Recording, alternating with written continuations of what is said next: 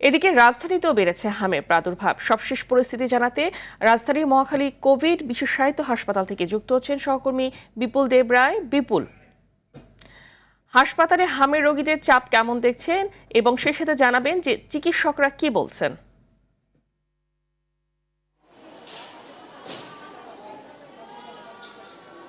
হামিদা, হামের প্রাদুর্ভাবে গত কয়েকদিন ধরে রাজধানীর যে হাসপাতালগুলো রয়েছে, বিশেষ করে শহীদ সোহরাওয়ার্দী মেডিকেল কলেজ হাসপাতাল, বাংলাদেশ শিশু হাসপাতাল এবং কোভিড বিশেষায়িত হাসপাতাল, সংক্রমণ ব্যাধি হাসপাতাল, সবগুলোতে হাসপাতালে আমরা দেখতে পেয়েছি রোগীদের চাপ বেড়েছে।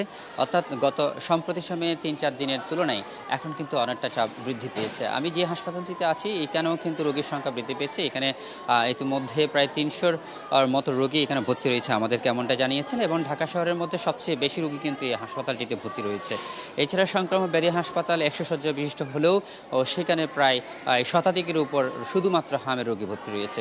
অর্থাৎ বলতে গেলে প্রতিটা হাসপাতালের চিত্র এবং ইতিমধ্যে আমরা জানতে পেরেছি রাজধানীর প্রায় 2টি হাসপাতালে হামের রোগী ভর্তি নিচ্ছে না জায়গা না থাকার কারণে। অর্থাৎ তারা বেড এবং ফ্লোরে দেওয়ার ফলে যে রোগীদের চাপ, সেক্ষেত্রে বাংলাদেশ শিশু হাসপাতাল এবং আজিমপুর মাতৃ সদন যে হাসপাতালটি রয়েছে সেখানে এখন আর কোনো রোগী ভর্তি নিচ্ছে না। অর্থাৎ এত চাপ বৃদ্ধি পেয়েছে যে সেখানকার ডাক্তাররা হিমশিম খাচ্ছেন, সেই জন্য রোগীদেরকে ভর্তি নিচ্ছেন না। সে সাথে আমরা এই কোভিড বিশেষায়িত হাসপাতালে শুধুমাত্র হামের জন্য বিশেষায়িত করা হয়েছে, এবং এই হাসপাতালের রোগীদেরও চাপ আমরা দেখতে পেয়েছি। এবং এখানে সবচেয়ে বেশি বিভিন্ন রাজধানী ছাড়াও অর্থাৎ ঢাকা শহরের বাইরেও রোগীরা এখানে চাপ বেড়েছে।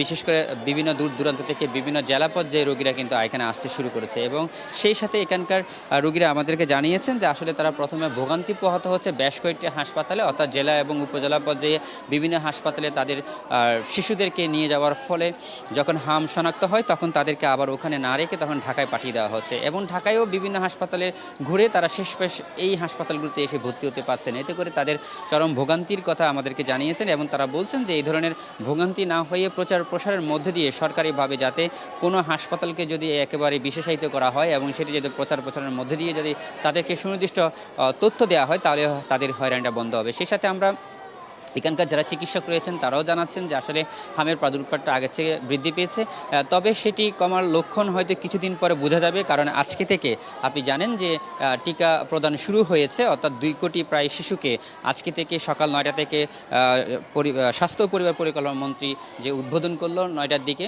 টিকা শিশুদেরকে দেওয়ার মধ্যে দিয়ে, সেটি আগামী 21শে মে পর্যন্ত চলতে থাকবে। অর্থাৎ এখানকার চিকিৎসকরা বলছেন এখন মাঝখানে যে একটা সময়, দীর্ঘ সময় বিগত 2 বছর যে টিকা প্রদান করা হয় নাই, এতে করে যে শিশুদের মধ্যে হামের প্রাদুর্ভাবটি ছড়িয়ে পড়েছে সেটি হয়তো কিছুটা লাগাম টানতে পারবে। কারণ এই টিকা প্রদানের মধ্যে দিয়ে আগামী হয়তো 2 সপ্তাহ, অর্থাৎ টিকা দেওয়ার পরে একটি শিশুর 2 সপ্তাহ পর এই রোগ প্রতিরোধ ক্ষমতা গড়ে উঠে, হয়তো আমরা 2 সপ্তাহ পরে বা 1 মাস পরে হয়তো সে আস্তে আস্তে এই হামের যে প্রাদুর্ভাবটি আস্তে আস্তে কমে আসবে, এমনটা আমাদেরকে জানিয়েছেন চিকিৎসকরা। তো ফাহমিদা, এই ছিল আমার কাছে সর্বশেষ তথ্য। ধন্যবাদ আপনাকে।